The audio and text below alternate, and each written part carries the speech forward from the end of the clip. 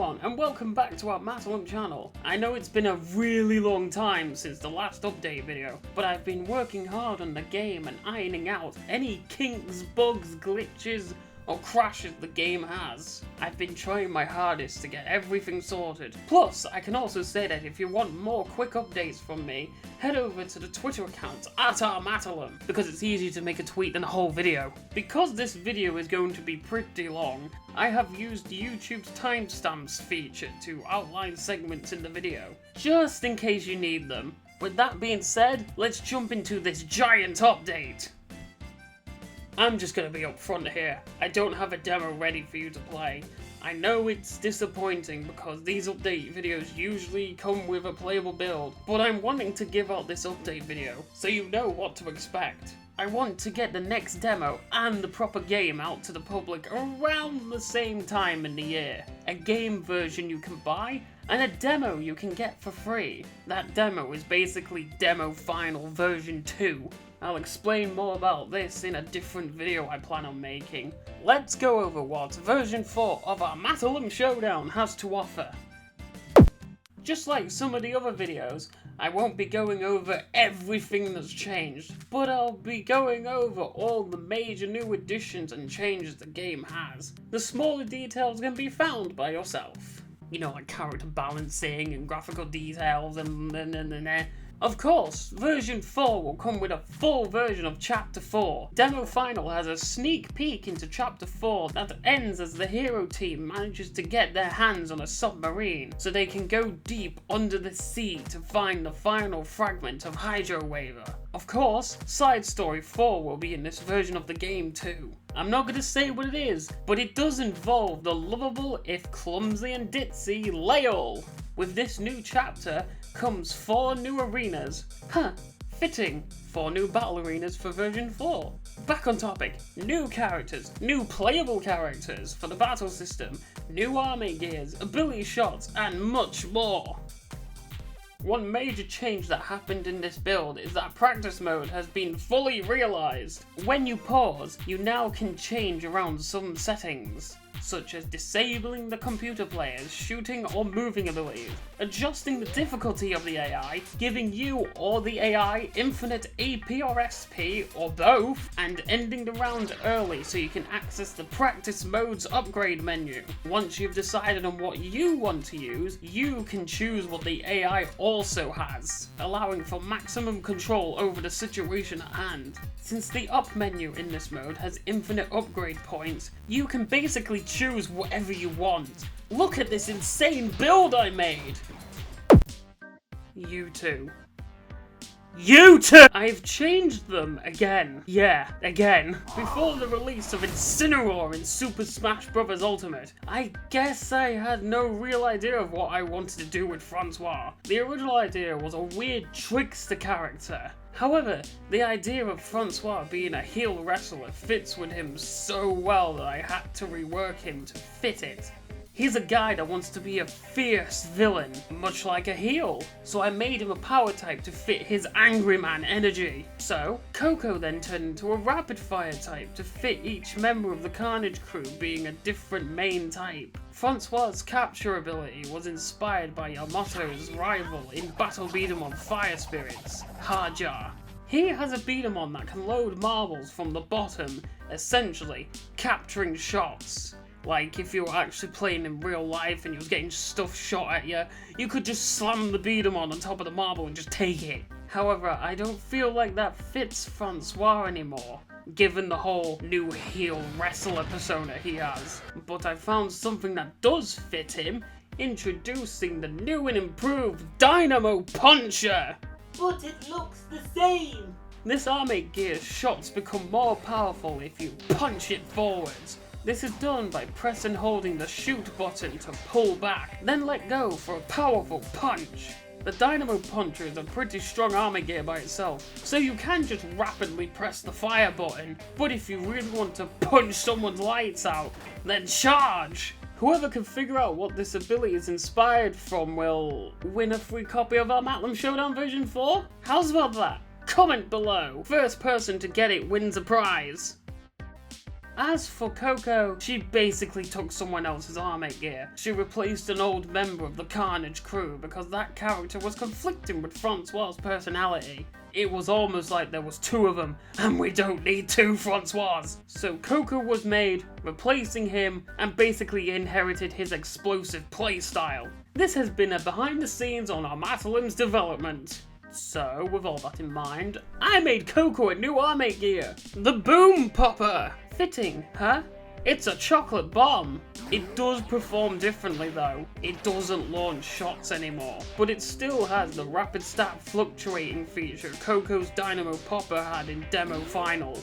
I basically don't want one character with like 3 different gimmicks stacked on top of him.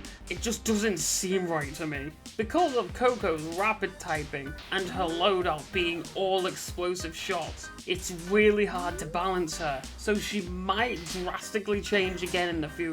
Maybe going back to being a power type with launch shots. She's a very sporadic, crazy girl, so her being rapid type does work. It's just explosive shots are very powerful, so she has to be one of the weakest rapid fire types just to balance that out. She's a hard girl to make balanced, so yeah, if she changes again, don't look at me funny.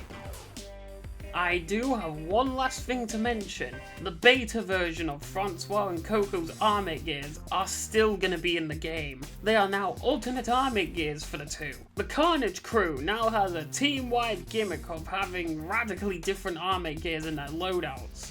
Usually, say with a character like Kane or Yellow, they'll stick to their performance type specialty, control and rapid respectively. Francois, Coco and Bonfay have armate gears in their upgrade menus that you wouldn't expect. Francois has a capturing rapid type armate gear, Coco has a power type launch shots armate gear, and Bonfay has stuff. They will have armate gears that differ wildly from their main ones. They don't have an inherent limit to what they could have. Also, Aeris Blitzer now has launch shots because haha, they go into the sky. Another character now specializes in capture shots. Masquerade. Wait, who? Well, he's a hidden character. Try and find this flamboyant thief in story mode. You have to remember this game is still in development, so I can change stuff like this. Have you read the disclaimer that shows at the beginning of the game?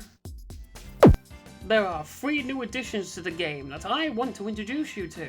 A new battle type, a new arcade mode option, and a new gameplay mode. Let's start off with the new battle type. In older builds of the game, when in arcade mode, next to Battle Showdown and Target Knockdown, there has always been a blacked out 3rd option. A teaser for the 3rd battle rule set. Even if there aren't any battles in story mode that use this game mode, I'm putting it in anyways! This is Court Touchdown! In this battle style, you and your opponent have goals. You both have to shoot these battle pucks into the other armator's goal. Depending on if it's time or score rules, the person with the most points at the end wins, or the person who reaches the score requirement first wins. Just like Target Knockdown's multiple rule sets. Shoot the pucks and score! The score is based on what colour they are. Just like in Target Knockdown, the colour code is the same. Blue is 10 points, yellow is 20 points, and red is 50 points. However, there's more to these pucks than just their score value. We also have weights and sizes. Light grey, medium grey, and dark grey rims show off the lightweight, standard weight, and heavyweight pucks respectively, making it easier or harder to shoot them along. The size determines how easy they are to hit. The bigger the target, the easier to hit. Sizes are self-explanatory when you see them, but I will explain that these sizes are 1 times size, 1.5 times size, 2 times size or double size, and then they're smaller than 1 times size, which can range from 0.5 times size, aka half size, or 1 times size being full size. These pucks come with 3 different stats: score value, weight, and size, meaning these battles can be varied and wild. There is a standard puck, however, that sits in the middle of the stage. Each arena has at least 1 standard puck spawner, while the rest are randomized puck spawners. Once the standardized puck enters a goal, a new one is created much faster than the other pucks. So there's never a moment where you can't be trying to score. These pucks have a few extra tricks up their sleeves, so let me go over them before we wrap this segment up. When shot, pucks spin, meaning they can't be shot again. The spin duration lasts longer if hit by a stronger shot. Power types can shoot down pucks and make them unshootable for a while, as they drift towards the foe. Rapid types can keep on hitting the pucks for rapid, speedy pushing, and control types can always hit the mark and not miss a puck. But control types may have a bigger advantage in this mode designed for accuracy, as the pucks can be infected with status conditions. Ability shots that aren't guaranteed to inflict status conditions have better odds of pulling off these statuses the higher the control stat on a person's armor gear is. Random factors of the accuracy angle and the status inflictions are made more favourable for control types. Therefore, control types can give puck status conditions more often than power and rapid types. If the foe doesn't have a guaranteed status inflicting shot, if a status infected puck hits your goal, you get that status condition. Landing random critical shots are determined by the control stat too, so landing crits on pucks will make them spin for longer and get pushed further. If you haven't noticed, Caught Touchdown seems to favour control types more. All three battle types favour a performance type. Battle Showdown favours power types. Target Knockdown favours rapid types. And Caught Touchdown favours control types. While every mode is designed to work well with each type, it doesn't hurt to bring along an armament gear that can shoot many shots to a game where the idea is to shoot down a lot of targets. Strategize for the game ahead, or pick your favourite character and go to town. I know explaining Caught Touchdown took a while, but there's a lot to cover, and I wanted to make sure you all knew what to expect.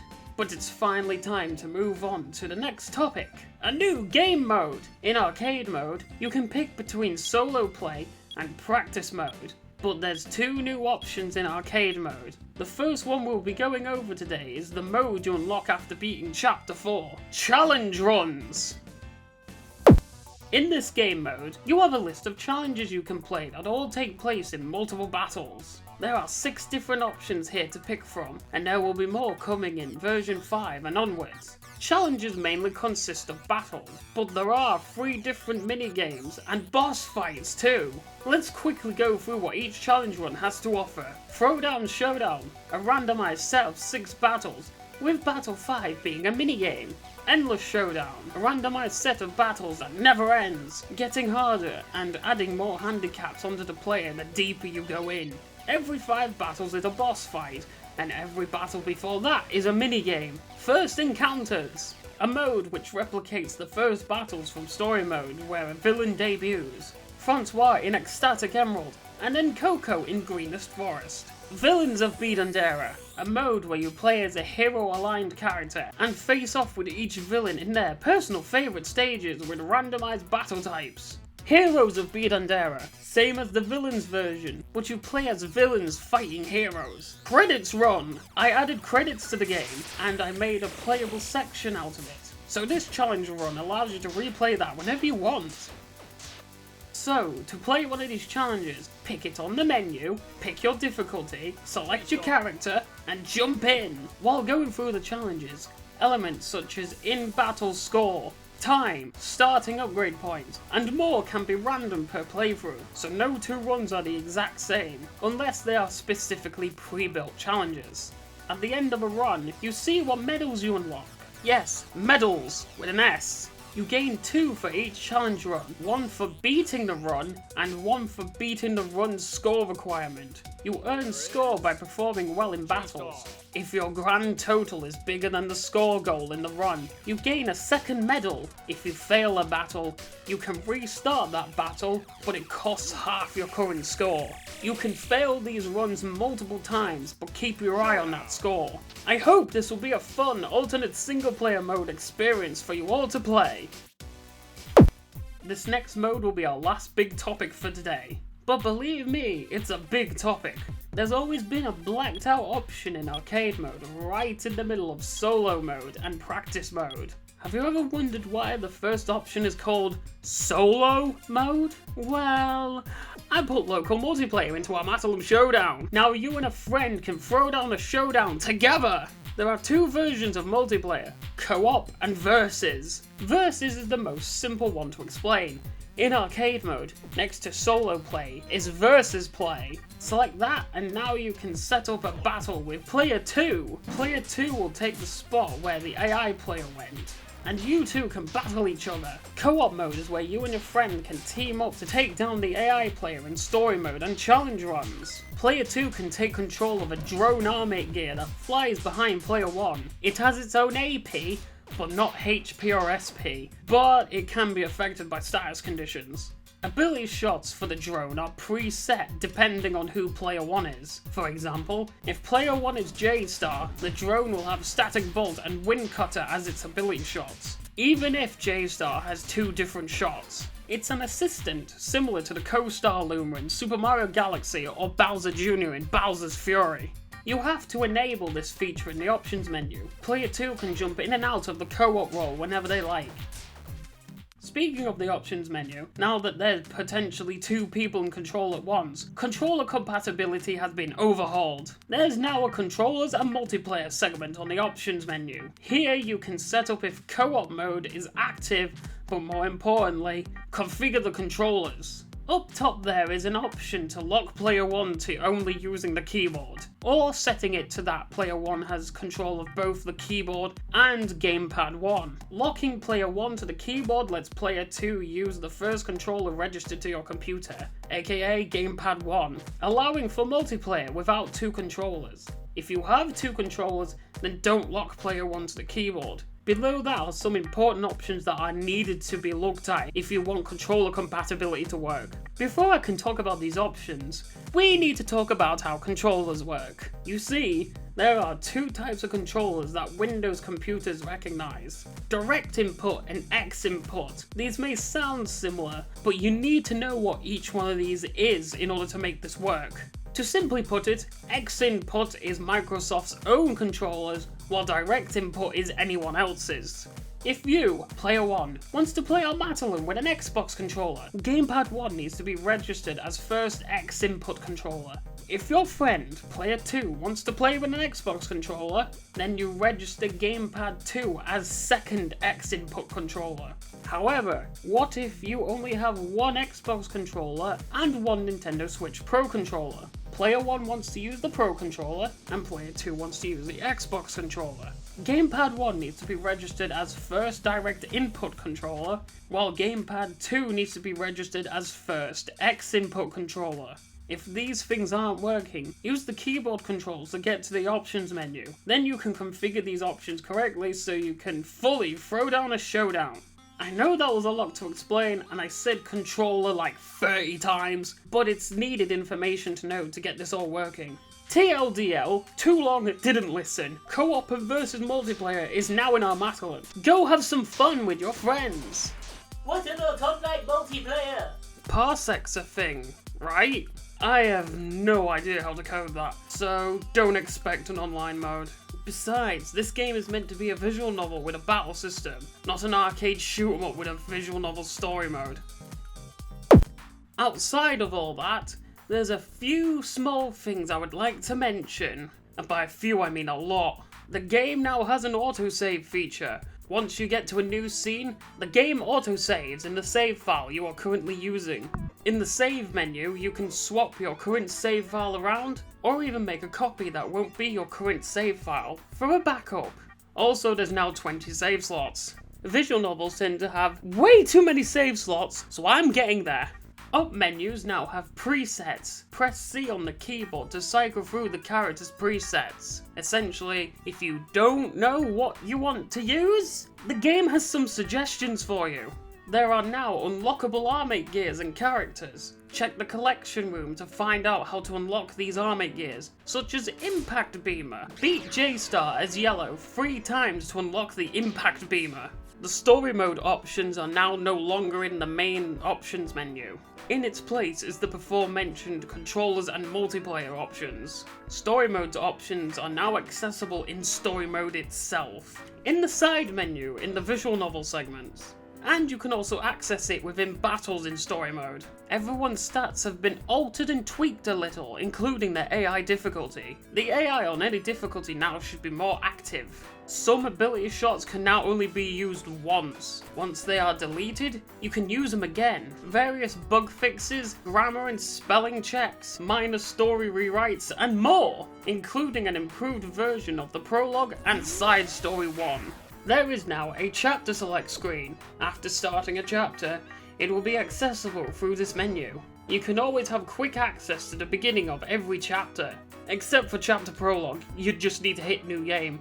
Once a chapter is selected, you can fast travel your way through the game's story options. If you got a story option right in story mode, the question is asked here, so you can customize your experience with what you got right. If I didn't have this "it has to be correct" limit, people would just use this fast travel method to get all the options correct without even playing the game proper. Don't want people cheating now, do we? Going through the game's story options questionnaire with Sakura Yui as you take the subway to your chapter destination. There is now a music player. Use this to listen to the music that the game has whenever you want. If you're into Kevin MacLeod's music library, I guess. And a playable credits sequence where you can shoot down some dummy armate gears and watch the names scroll by. Please give thanks to everyone who has helped make this game possible. And that's it! There are more announcements coming soon enough, like a video going over the future plans of Armatolum, bonus videos, and more. 2021 will hopefully be the year of Armatolum. I just gotta get everything sorted first. I can say this will be one of the biggest updates the game will have. All of Armatolum's biggest features have been implemented now. From now on, the game's updates will just be gaining more chapters, characters, arenas, and maybe some more challenge runs. Maybe some big additions could be added, but they would be built off what's already in the game. Also, please subscribe to this channel right here, Armatolum channel. Hit that like button, comment below telling me what you thought about all these new additions and changes, and share this with your friends. If you want to see shorter announcements, go follow me on Twitter @Armatolum. If you want to see me being a weirdo, go sub to J5 the Hyperforce on YouTube and follow J5 the Hyperforce on Twitter.com. Spread the love around because this year is gonna scare the shit into me! Once again, sorry for not having a playable demo to showcase this time, but I hope this in-depth preview can crave your appetite. The game will be coming soon enough! This has been Armatolum channel. Until next time, throw down a showdown!